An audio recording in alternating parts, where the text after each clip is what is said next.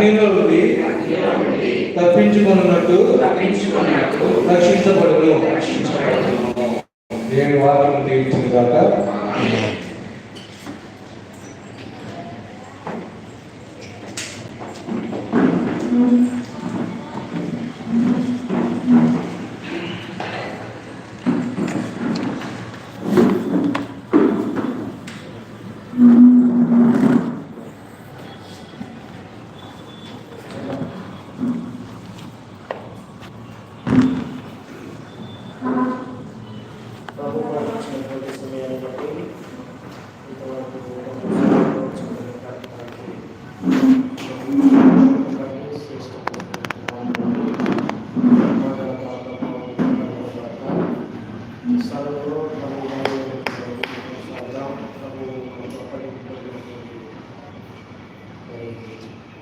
రాత్రి ఆయన మొదటి వేసుకొని చూపించి ఈ దీపాలకు ఇవ్వబడినటువంటి మా శరీరం రీతిని మనం జ్ఞాపకం చేసుకుందాం. ఎందుకంటే మనం మన అపరాధముల చేతను ఆత్మల చేతను చచ్చినటువంటి మన జీవితాలను ప్రభు మరి మనం కాపాడి మన యొక్క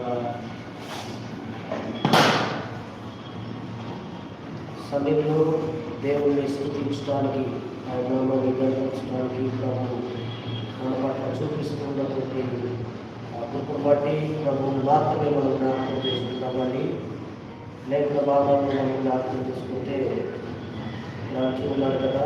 పత్రిక 11వ అధ్యాయం 24వ వచనాన్ని జ్ఞాపకం చేసుకుందాం. 23 చదువుకుందాం. నేను మీకు అప్పగించిన దాన్ని ప్రభు వాళ్ళని ప్రభు అయిన యేసు తాను అప్పగింపబడిన రాత్రి ఒక రొట్టెను ఎత్తుకొని కృతజ్ఞతాస్తుతులు చెల్లించి దాన్ని విరిచి, ఇది మీ కొరకైన నా శరీరము, నన్ను జ్ఞాపకం చేసుకుంటకై దీన్ని చేయుడని చెప్పాను. ఆ ప్రకారమే అవసరమైన పిమ్మట ఆయన పాత్రను ఎత్తుకొని, ఈ పాత్ర నా రక్తం వలన కొత్త నిబంధన, మీరు దీనిలోనికి త్రాగునప్పుడల్లా నన్ను జ్ఞాపకం చేసుకుంటకై దీనిని చేయుడని చెప్పాను.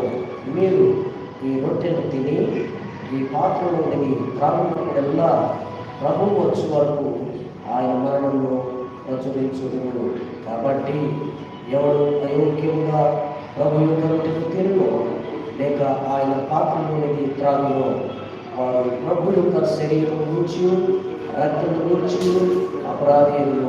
కాబట్టి ప్రతి మనుషుడు తను తాను పరీక్షించుకునేవారు అలాగ చేసి ఆ రొట్టెను తిని ఆ పాత్రను తాగగలరు. కాబట్టి